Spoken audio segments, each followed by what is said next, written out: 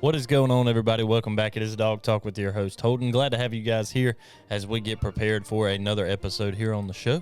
Like I said right there off the top, it is Dog Talk. I'm glad to have you guys here with us, coming off of a big win over the rival that is Florida. The world's largest outdoor cocktail party happened on Saturday, and Dawgs prevail yet again, 43-20 in that one. Huge win in a team that some people started to give a little bit of hope to there in Florida, being 5-2 coming into this game. And it turns out, no, Georgia is the number one team in the country for a reason. We're not far off of the college football playoff poll coming out on Tuesday night. So that's when we start to get to these polls that do matter a little bit more. But in all actuality, let me kind of get that a little squared away there. Win out, and that's all that matters. Win the rest of your games. That's all that matters. Win the SEC championship. You do that, you're in the playoffs. There is no doubt in my mind a Georgia team that is 12-0 coming out of the regular season, 13-0 winning an SEC championship game. You can't leave that team out of the conversation. You just can't do it. That's all there is to it. So win out, and you're going to be fine. I'm excited for the poll to come out because, again, that's where you start to kind of see what the committee is looking at, what they're thinking, how they're feeling about certain teams. And I'm not really sure. You know, I have my playoff prediction that I put up at the start of the season, and this was it. I still think it's going to be fairly similar to this. I think you're going to have Georgia, Michigan, and FSU in there. Obviously, USC kind of fell off. I couldn't remember a couple of weeks ago or last week who my fourth team was, but it was USC. That's not happening. But I could see that being filled by Texas. I don't know. We're going to see what happens for the rest of the season. Again, win out, and it takes care of itself. If you're not winning out, though, it's not going to take care of itself. So that's kind of part of that. The AP poll has stayed the same. Georgia consistently, week in and week out, is that top team in the country. Understandably so. Again, Georgia has these games where it just makes you wonder, okay, are they the top team? Then they play a Kentucky and throttle them, and it's like, yeah, they are. And then they get up against a Florida team who you're like, okay, Florida looks pretty good. This is, a lot of people kept calling for an upset in this game, and I was like, how do you figure that? How do you see that happening in this game? And I get it. Kansas beats Oklahoma this weekend. USC loses last weekend to, who was it, Utah? I don't even remember who they lost to at this point. But any given Saturday you can lose, but I don't understand what people looked at Florida in this one and went, yeah, Florida, that looks like the better football team. Don't see it. I don't care what the comparison with Carson Beck and Graham Mertz were coming into this game, coming out of it. I think you look at it and you go, man, Carson Beck's a really good football player. He's putting up a lot of numbers, and by the end of this season, he should have a lot of numbers that are looking really good, especially considering what some other guys are doing around the league and teams that, at the end of the day, probably aren't going to matter as much. But nonetheless, Georgia looked good in this football game. I was excited to see it. If you see the stuff that I have on in the YouTube channel, make sure you guys are following along there on YouTube and subscribe to it.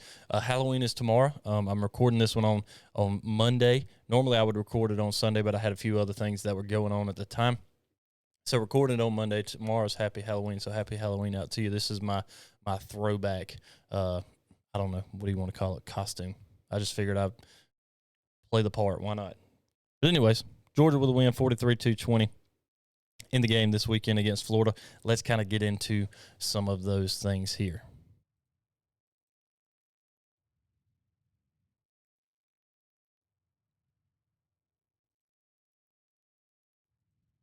So first and foremost, I want to talk about Georgia's offense because offensively, Georgia has looked really good this year. Georgia continues to be that seventh team in the country offensively and defensively, both sides of the ball, oddly enough.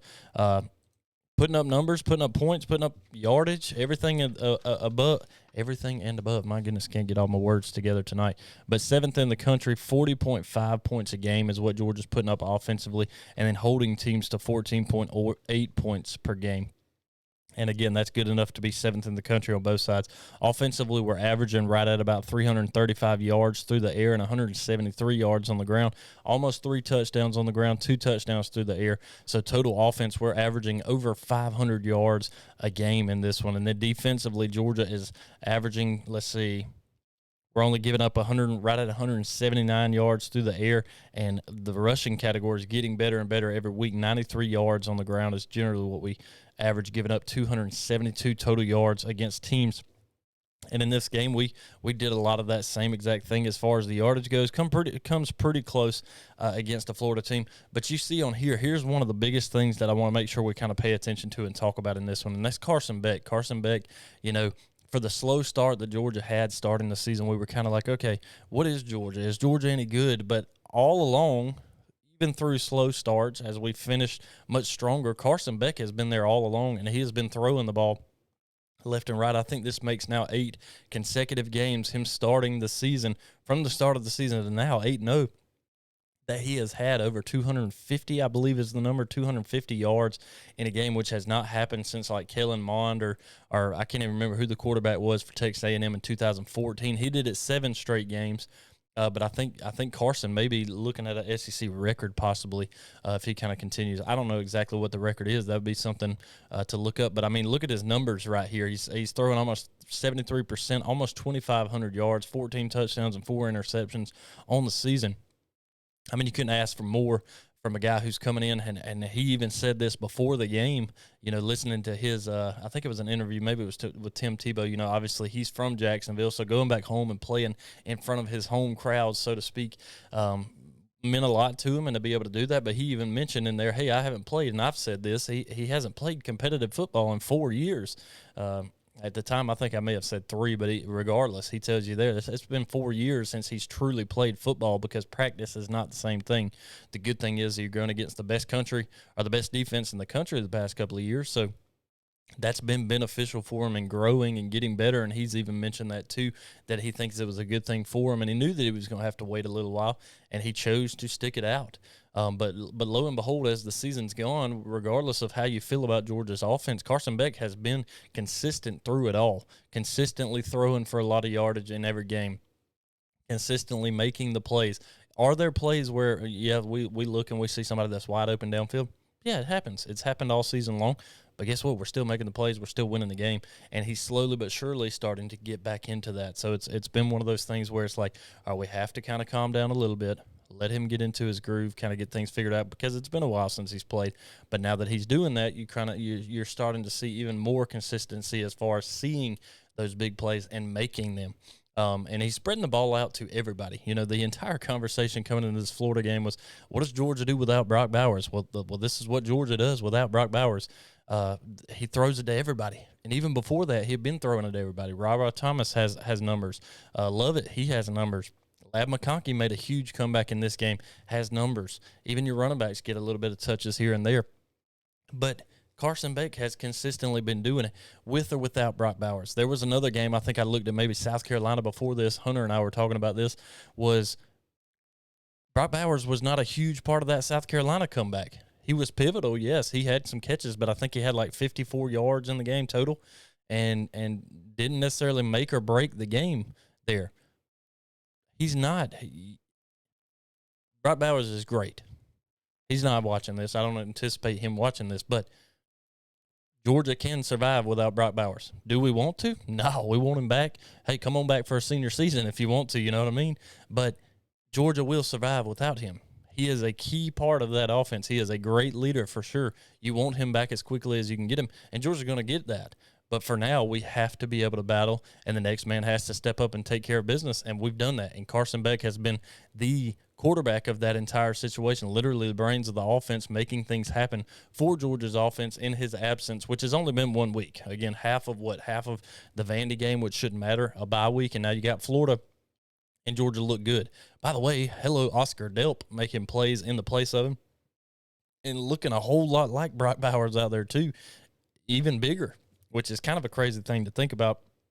Not saying he's as good or better than Brock is, but you can definitely see the potential of what's going on there with that tight ends room, because there's a lot of big dudes in that room. Seeing the pictures, I guess it's Todd Hartley, seeing the pictures with him and the other guys around him. I mean, he looks tiny, and the guys that are around him are much larger. But Oscar Delp, as compared to Brock Bowers in size, they're pretty doggone close. And like I said, I think Oscar's got a little bit of size on him, so that's a beneficial thing for Georgia and something to look forward to. Also, kind of moving forward is having him in the future. If I think everybody would anticipate, and it wouldn't surprise me if we see Brock head out after this season. So that's something that we'll kind of keep an eye on as we go through it there. But then also Dejon Edwards, starting this season without him, we didn't really have much of a run game. Georgia's run offense was kind of null and void, really. We had a little bit of it, flashes of it here and there with Kendall. Dylan Bell starts to step in, and that helped a lot. But Dejon Edwards being back has proven to be a key part of this offense as well. And I mean, why would you say not? The dude's rushed for he's the leading carrier and hasn't played as many games as some of these other guys have, but he's pushing almost 600 yards on the season, 8 total touchdowns. He's doing his job, and you have to be able to have that ground game, again, to be able to do that. I think Georgia offensively in the rushing category is probably one of the worst rushing offenses Georgia has had, I would say probably within recent memory at least, but maybe over the last 10 years. If you date it back to that 2013 season, you have Gurley, and then you have Nick Chubb and Sony Michel that come in not far behind them. And then, DeAndre Swift, all of these guys who you've had over the past couple of years, Brian Harrion, and then Kenny McIntosh last year, having all these guys that Georgia has had a consistently good running backs room, and you still have that. It kind of felt lackluster at the start of this season, so it feels like we don't have that. And then also the numbers kind of also prove that, because Georgia, again, offensively is only rushing the ball for an average of 172 yards. That number was a lot lower starting the season. Georgia was pushing like 120-something yards just a few games into the season. Granted, you've got to get deeper into the season for that to change. And a lot of that with Dejon, like last week, having that massive game that he did, having running, and Georgia rushing for over almost 300 yards in that game. I think it was like 280 against Vandy. That was 2 weeks ago, not last week, but that helps a lot. But getting these guys back in a groove, even though, again, I think the ranking is really low. It's probably like 70th, something like that. I may be wrong on that, the number that I saw for Georgia as far as a rushing offense goes. Not very good. But nonetheless, Georgia is still able to be very successful in all of those facets as we move through it. So Georgia's offense has proven to continue to be something that I think we need to look at and kind of talk about as far as things go, because Georgia, I think, kind of gets overlooked in that aspect, because in years past it's been, okay, Stetson Bennett, but can he really do it? And there's always that skepticism and that curiosity of, can he actually do it? And really the doubting that he can. And now you have a guy in Carson Beck who everybody believes should, but the defense over the past couple of years has been so good that not necessarily that it took the headlines, because obviously the Stetson Bennett situation did for the most part, but Georgia's defense quietly was just wreaking havoc on everybody, not letting you score. Well, now we kind of get into a season where you can score a little bit more on Georgia than you have in years past, but all of a sudden that offense is starting to take an uptick as well. And I saw a stat. It may have been Eric Taylor that put it out on the Bulldog Report about the differences in the past few years are years that Bobo has even been here. I think even dating back to 2014, and the averages as far as points per game go this far into the season, and they don't venture too far from where they were in those years where Bobo was here as well. Even last year with the Todd Monken offense, that you would think, well, Bobo has nothing against that, and he can't come close to it, and he does. He's probably, I think, within less than a point away from what Bobo was last year, or what Monken was last year at this point. So offensively, Georgia's clicking on all cylinders. I know that we wanted to kind of bash Bobo there at the start, but there's no need to, because offensively Georgia has done everything they need to do to win football games, and they've been successful in that. So as far as the ranking that's going to come out here in just a couple of days or tomorrow night, probably why most people are trick-or-treating, if wherever you are, there is that. I want to put this first thing out there. Do I think Georgia is the number one team in the country? Yes, I do.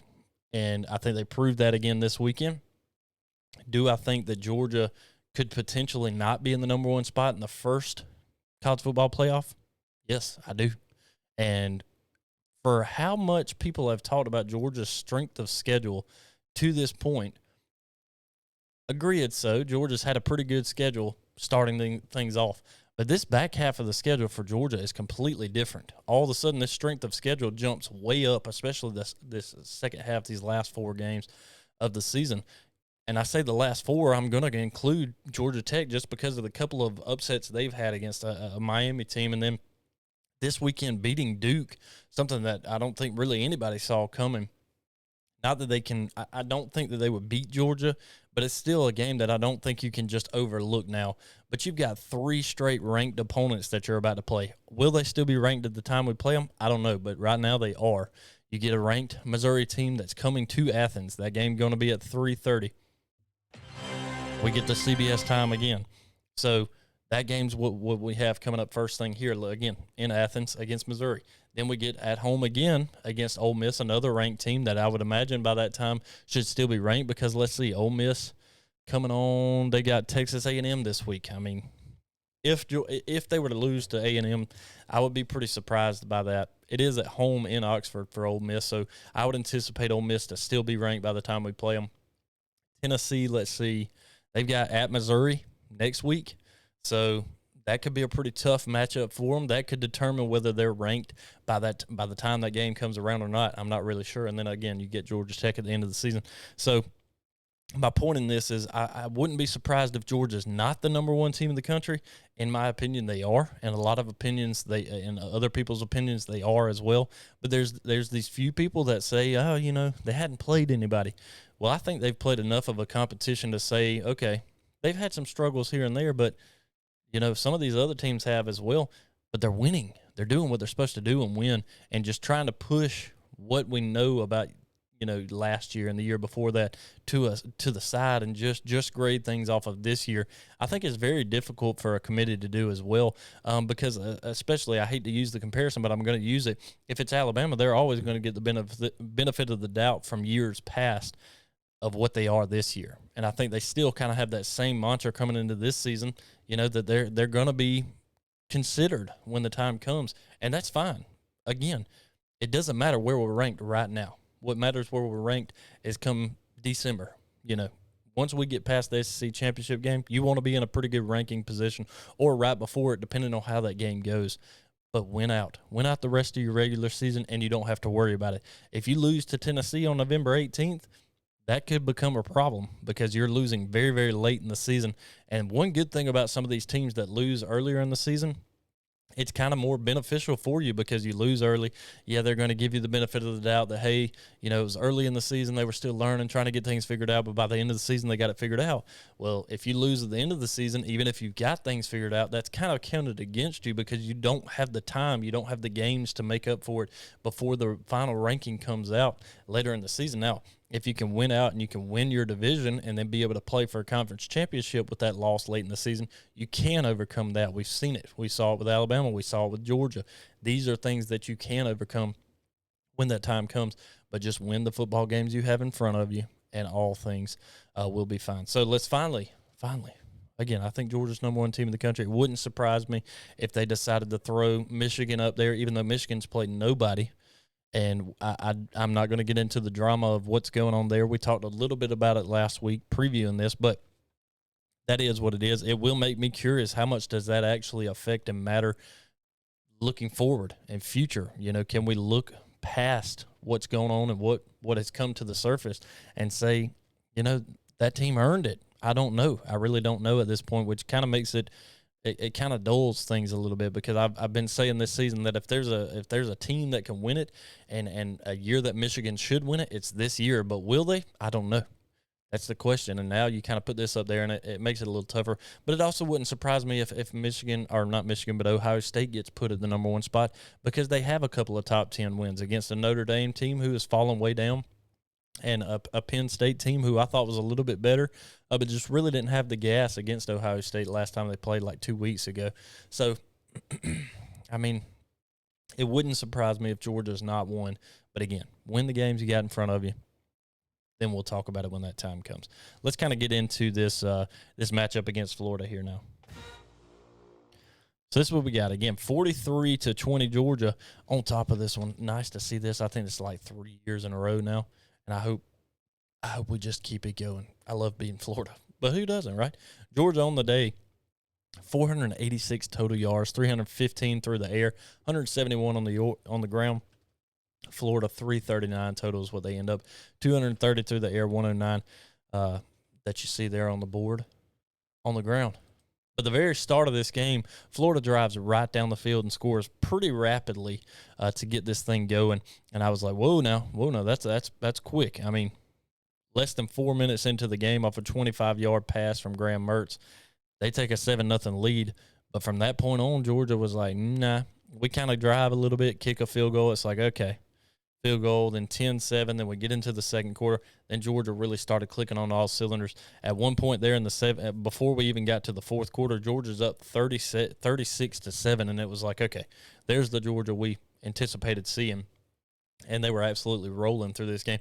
Wasn't really a slow start. I mean, everything felt like Georgia was clicking on all cylinders. There was never a point in time watching this game where I went, man, I don't know if Georgia's got the gas to keep going in this game.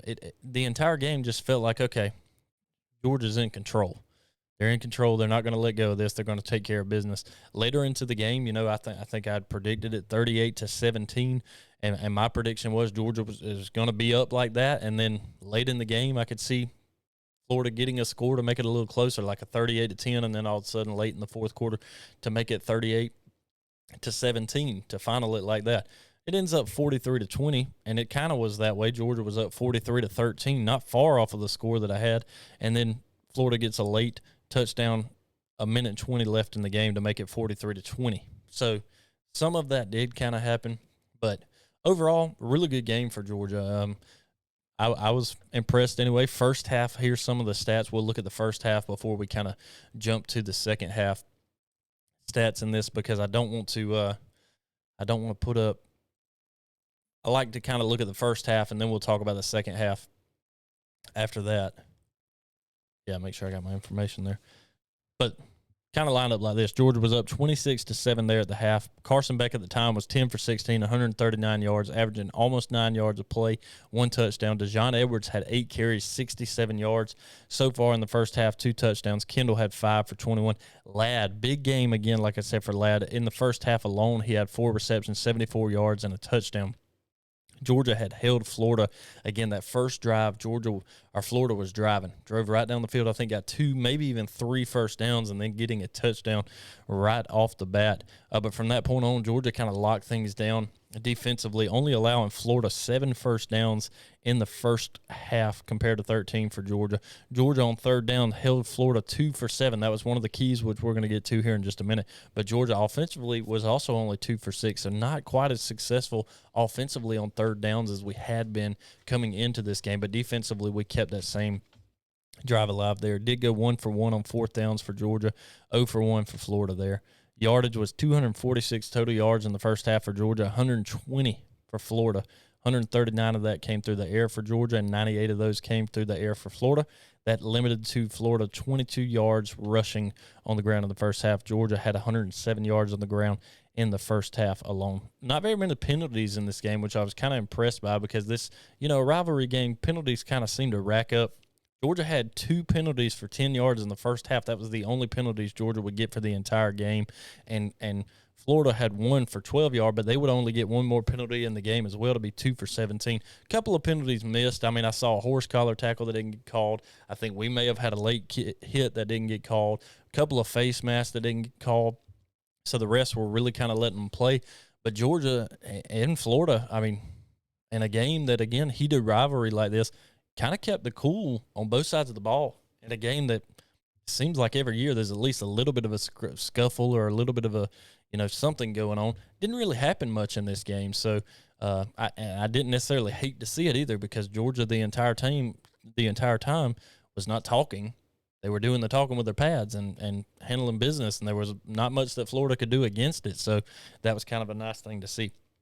Then by the end of this game, this is kind of how the stats line up. Carson Beck ends up 19 for 28, almost 70 yards or 70% in this game, 315 total yards, right at 8 yards per attempt, 2 touchdowns. And Ladd McConkey ends up 6 receptions, 135 yards, averaging over 22.5 yards per play, and a touchdown as well in this game. Just a good game overall. Georgia had 486 total yards. I think we had that up there earlier. Did not lose the ball. Florida did turn it over 2 times, or I guess it was just once. They fumbled it a couple times. Georgia fell on it that one time to get the turnover. Dejon Edwards ends up 95 yards, 5 yards shy of getting that 100-yard mark again. Kendall Milton behind him, 55 yards and a touchdown. Again, Dylan Bell, he had 13 yards rushing, did have 21 yards through the air receiving, so 34 all-purpose yards. Lab McConkey, like we said, 135. Dominic Lovett, 83 yards in this game. Oscar Delp had 31. Marcus Rosemary-Jack Saint, only a couple touches in this game for 8 yards. Ra had 19, and CJ also had 15. CJ Smith, good to see him back in there as well. I think he had been battling a little bit of injury, so it was nice to see him getting back in this game as well. Javon Bullard had a good night, 7 tackles. Tyke Smith, 6. Tyke's battling a little bit of an injury. We'll kind of see how things go throughout the week to see if we're going to be able to see him in that Missouri game. I think he's important, and we're going to need him in this game. He did get a couple of sacks in this game as well. I think we ended up with like 3 or 4 on the night, which was really good. No interceptions, but did have that one forced fumble. Actually, there were 2 technically forced fumble that Georgia actually only picked up one of those on the night. Let's look at the keys to the game and see how we kind of paired as far as the keys go in this game. Here we got, if you guys are watching on YouTube, make sure you go over and check out the YouTube channel so you can see all the graphics that are going on. Offensively, no turnovers. We did great at that, did that. Pass protect did very well at that as well. Don't think Carson Beck got touched really at all in this game. He had a lot of time back there in the pocket. The O-line did a great job, and obviously running backs as well, and pass pro, so we did really good at that. And, again, I think successful at running the ball, too. Again, on the ground, Georgia ends up almost 200 yards. What did we end up? 171 yards on the ground on 38 rushing attempts, 3 touchdowns on the ground. So all of those offensively, I think we did great. So ding, ding, ding, 3 check marks on that. Defensively, quarterback pressure, did that. Didn't really let Graham get out of the pocket too much. We created the havoc, had a couple of only had 1 turnover, but we were still creating enough havoc that they actually had a couple of fumbles in this game. And we got off the field on 3rd downs. I wish I'd have pulled up the last. Usually I'd pull up my final numbers to see what the 3rd down percentage ended up being at the end of the game. I thought I had it here, but let's see if I can get it to pull up really quick while we're waiting. Nope. Don't have it here. But that's okay. Peyton Woodring, again, 2 for 2 on field goals on the night, ends up 11 points all by himself. Only had to punt the ball, I think, 3 times in this game and 2 times later into the game before we actually had to. But it's really good to see that field goal game continue to kind of click off there for him as well. Again, when you start the season kind of rough on the kicking game, it can make you kind of nervous, and it can kind of linger as time goes. So it's good to see him continuing to get things going there. So, again, Georgia, I had them on top 38-17, 43-20. I'll take that score as well. I think that's a pretty good one in this. Later on in the week, we're going to preview we're going to preview the Georgia-Missouri game that we got coming up. I know Georgia fans have it circled on the schedule. I'm sure the players have it circled on the schedule as well because of the way that Missouri played Georgia last year, knowing that was a tough and physical game. But at the same time, Missouri is going to have it my goodness. They're going to have it circled as well because they gave that game away. And Georgia, I guess technically came and took it. Maybe they did give it away. It's kind of a little bit of a both. I think Georgia kind of kicked itself in the foot a little bit in that game, but at the same time, Missouri didn't stop them from going down and scoring and ended up winning that game.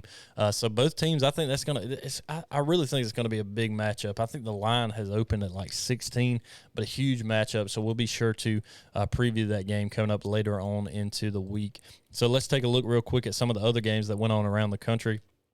As well, you had Oregon State falling to Arizona, 27-24. USC barely squeaks it out against Cal, 50-49.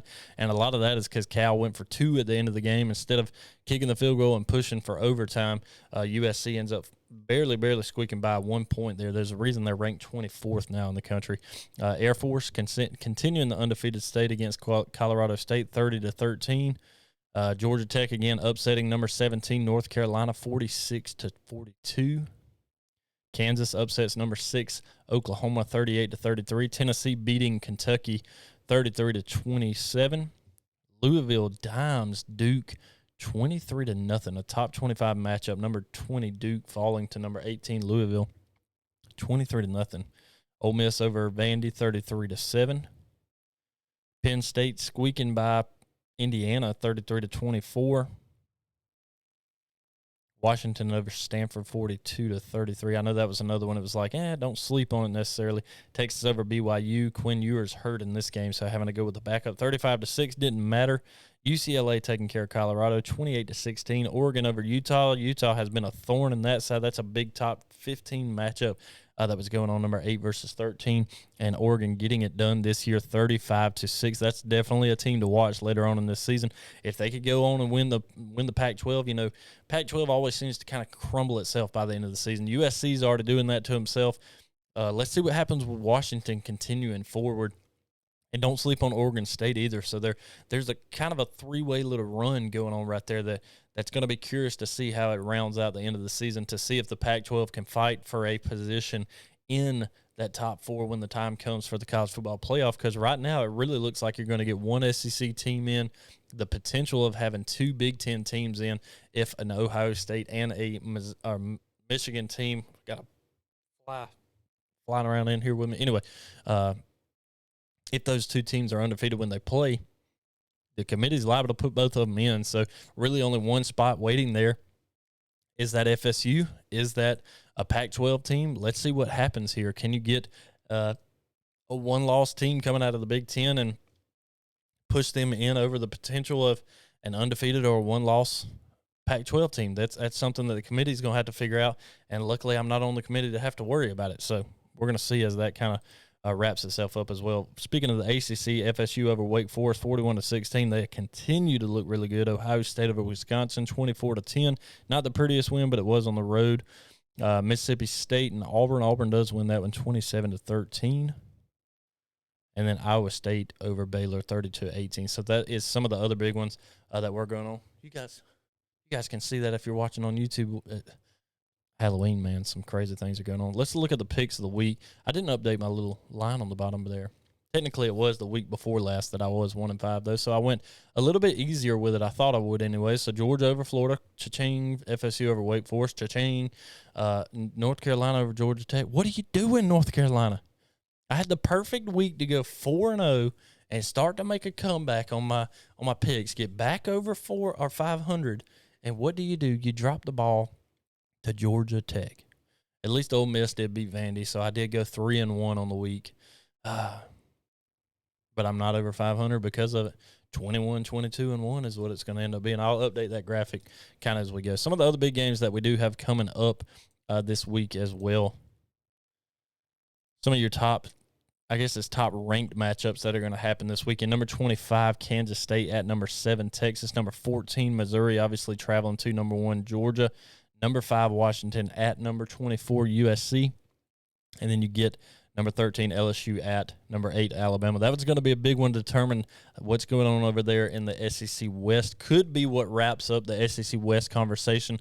Just similarly how these next couple of weeks are going to determine what wraps up in the SEC East. I think if Georgia can beat Missouri, I think you might still have to beat Ole Miss to clinch the East, but I'm fairly certain that if you beat Missouri, depending on what else goes on in the East over the weekend, that could wrap up the East if Georgia can take care of Missouri. We're going to try not to get too far ahead of our skis when that time comes. But some of the other big ones, FSU traveling to Pitt. Don't sleep on Pitt just because you're the number 4 team in the country. Notre Dame and Clemson, in years past, it's been good.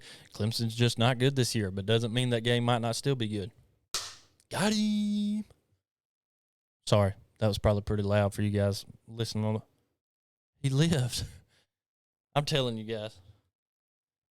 If you are watching on YouTube right now, this is the dumbest thing you've ever seen. And if you're listening to the podcast and I hadn't cut this out, it's also the dumbest thing you've ever seen. But it just shows I can kind of get sidetracked, but I don't know where the bug came from. But anyways, some of the other ones, let's see. A&M and Ole Miss might be good. Army and Air Force. Penn State at Maryland. Keep an eye on it. Virginia Tech upsetting Louisville. It's possible. Kansas, Iowa State. Kansas is now ranked 2 after beating them.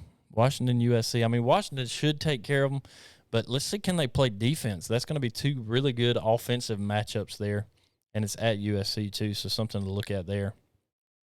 Oregon State, Colorado, UCLA at Arizona. I'll say this now. This is that Pac-12 late at night kind of game there at 10 o'clock.